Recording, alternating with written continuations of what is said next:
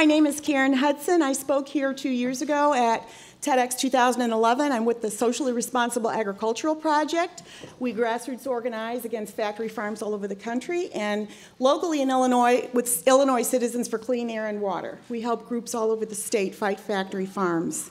We've got a lot to cover in 1 minute. We've done a lot this year. One of the biggest projects we're working on is trying to stop a slaughterhouse, what will be one of the world's largest, from going in a floodway of the Rock River.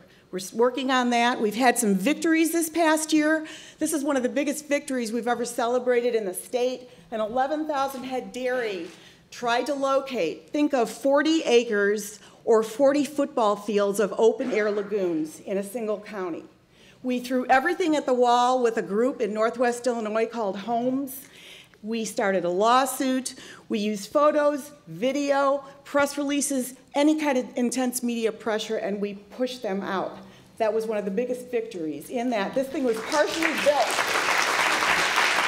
This facility was already partially built. They gave us a note in December. They were deconstructing this facility. So that is a landmark for us.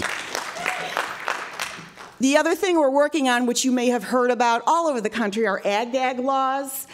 We fought one last year and won. We're one of the few states that did. We aligned with other people all over the state of Illinois and bombarded the legislature with calls. And due to intense media pressure and negative publicity, they quietly dropped that bill. On Valentine's Day this year, just a few days ago, I got an email. It's an early Valentine. There's a new ag-gag law on the table again in Illinois, but we're ready to fight. So the ag-gag laws aren't going away. They're happening all over the country. And it's not just about animal issues. It's about the neighbors. Ag-gag laws are making felons, or try to make felons, out of the neighbors who live near factory farms. The only way we can get these regulated is by neighbors going out and documenting photos of pollution, air and water pollution, sometimes even animal abuse.